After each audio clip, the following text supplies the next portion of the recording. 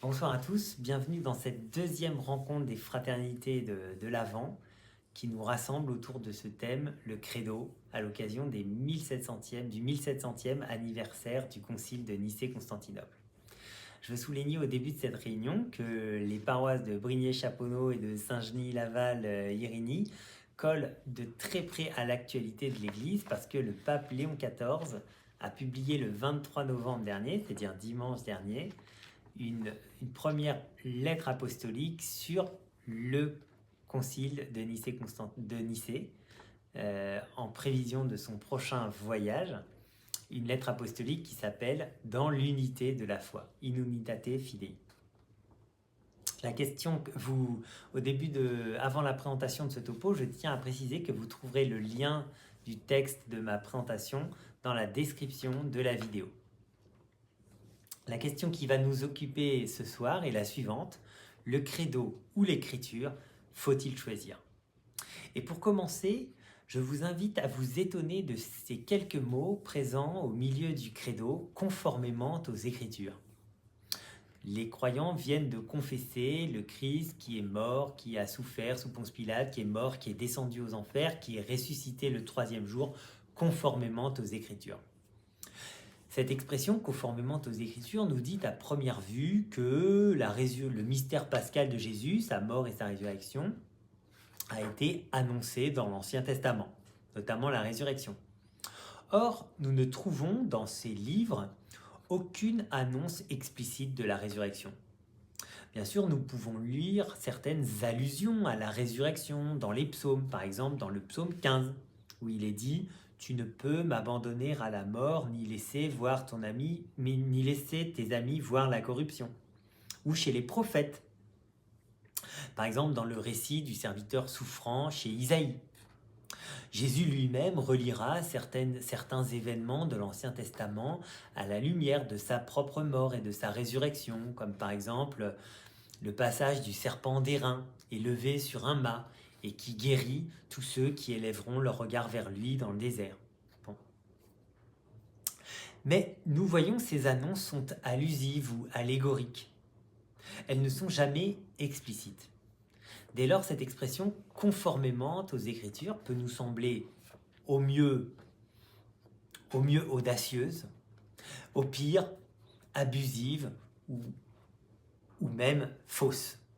C'est en tout cas ce qu'affirment certains discours selon lesquels le credo aurait trahi l'Écriture, selon lesquels l'Église aurait recouvert la Bible du voile obscur de sa tradition, transmettant son propre enseignement au détriment de celui de son livre, la Bible. Alors, qu'en est-il?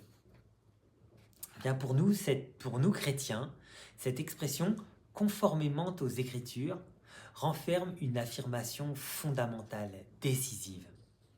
Les Écritures qui composent la Bible trouvent leur unité, leur sens véritable, leur lumière profonde dans la lumière du mystère pascal de Jésus mort et ressuscité. Les textes qui composent la Bible, vous savez que le mot Bible signifie bibliothèque.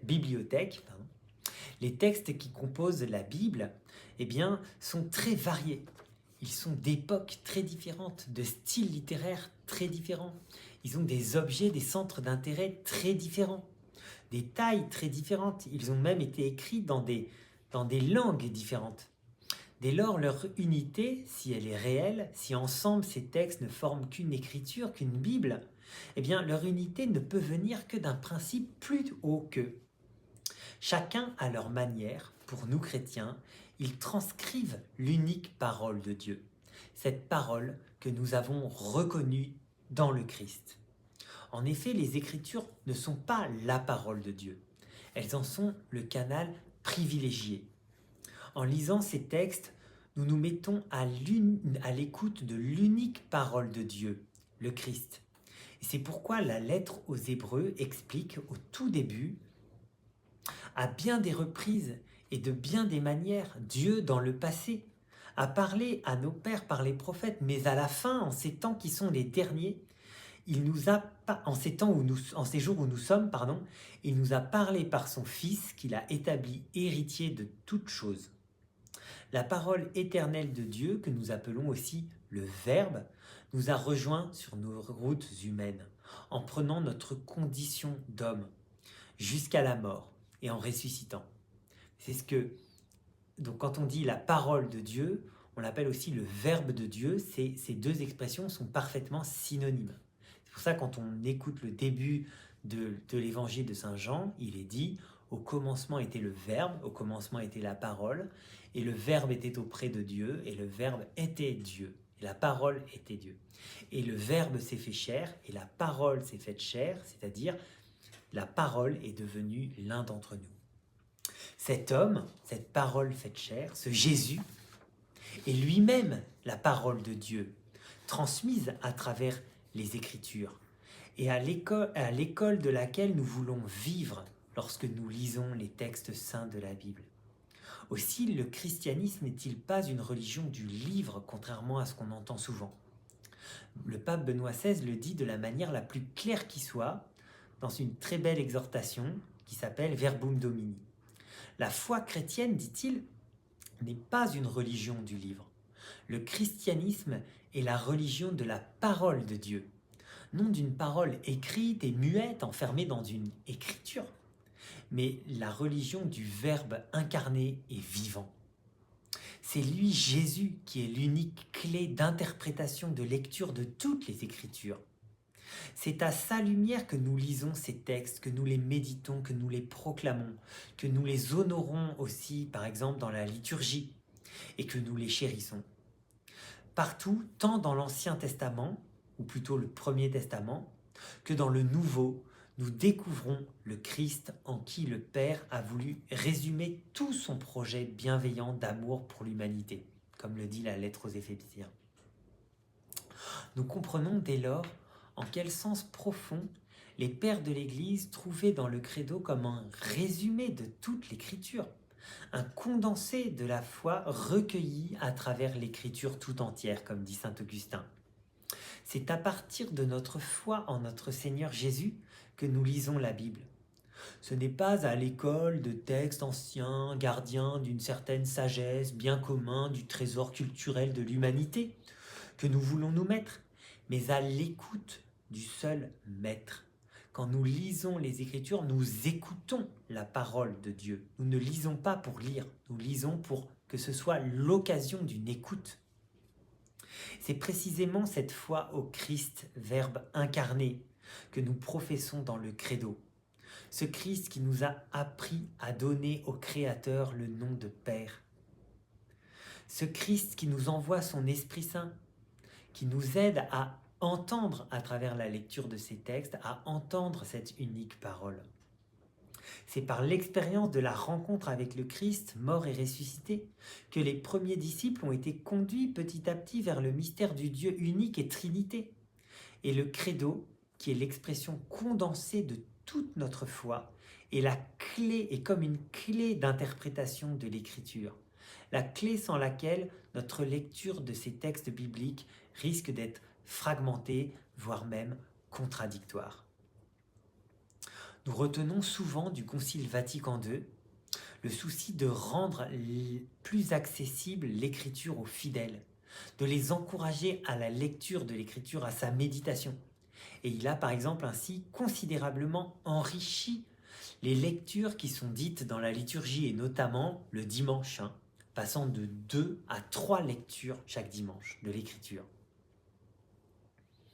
Mais son enseignement, l'enseignement du Concile, est plus riche encore.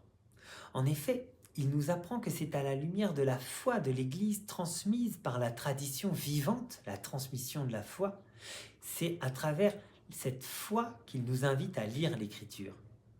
L'une et l'autre, la tradition et l'Écriture, trouvent leur source en Dieu, dans la personne du Christ, la parole éternelle de Dieu, et dans l'action de l'Esprit Saint. Je vous lis quelques phrases du Concile. La sainte tradition et la sainte écriture sont reliées et communiquent étroitement en elles, car toutes deux, ensemble, jaillissant de la même source divine, ne forment pour ainsi dire qu'un tout et tendent à une même fin, nous faire résonner la parole jusqu'à nous. Une autre citation, la sainte tradition et la sainte écriture constituent un unique dépôt sacré de la parole de Dieu confiée à l'Église. Et en s'attachant à lui, à ce dépôt, le peuple saint tout entier, uni à ses pasteurs, reste assidûment fidèle à l'enseignement des apôtres.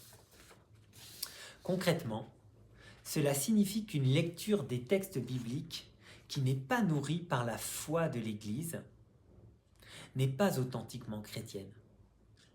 Souvent, les chrétiens, avec beaucoup de bonne volonté, se disent « nous allons passer plus de temps pour lire l'Écriture ». Ils lisent un texte de l'Évangile du Nouveau Testament et ils se disent immédiatement « Qu'est-ce que Dieu me demande de faire? Quelle valeur m'enseigne-t-il? Qu'est-ce que ce texte me recommande ?» Et dans ce cas-là, nous ne faisons de ces textes que l'occasion d'un enseignement moral. Ou alors nous pouvons chercher dans ces textes un intérêt historique. Comment les gens vivaient à cette époque? Qu'est-ce que cette expression signifiait vraiment dans ce contexte? Toutes ces questions ont un intérêt indéniable. Mais dans ces textes, il n'y a pas seulement un intérêt moral ou historique qui résonne.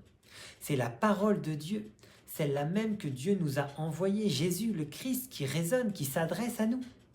Beaucoup d'hommes et de femmes qui ne sont pas chrétiens trouvent un intérêt réel à lire la Bible, intérêt que nous partageons évidemment avec eux. Mais nous n'y trouvons pas dans ces textes qu'un intérêt. Notre attachement à ces textes va bien au-delà d'un intérêt. À travers eux résonne pour nous un appel. L'appel à répondre de tout notre cœur, de toute notre vie, à la parole que Dieu nous adresse. Et pour le dire d'un seul mot, la foi est la réponse de l'homme à la parole de Dieu. C'est pour ça que nous professons ensemble le credo à la fin de la liturgie de la parole pendant la messe. Seule une lecture de la Bible tout entière habitée par la foi est vraiment chrétienne et nous permet d'y entendre résonner cette parole. Nourrissons donc notre lecture de l'Écriture, indispensable, de la participation à la liturgie, de notre lecture des textes de la tradition, du credo, de la vie des saints. Benoît XVI enseignait en ce sens que la vie d'un saint est tout entière comme un commentaire authentique de l'Évangile. Chaque saint, dit-il, représente comme un rayon de lumière qui jaillit de la parole de Dieu. Leur sainteté est une interprétation dont personne ne peut faire abstraction. Lire la vie d'un saint, c'est lire comme un commentaire de l'Écriture en découvrant l'action puissante de la parole de Dieu dans une vie humaine. Lire la vie d'un saint, c'est aussi lire un commentaire du credo. Ainsi, nous n'avons pas à choisir entre le credo, ce condensé de toute la foi de l'Église, et l'Écriture. Accueillons-les l'un et l'autre. Accueillons-les l'un par l'autre. Que la méditation de l'un enrichisse la méditation de l'autre pour nous attacher à l'unique parole de Dieu, le Christ Jésus, notre Seigneur. Bonne soirée.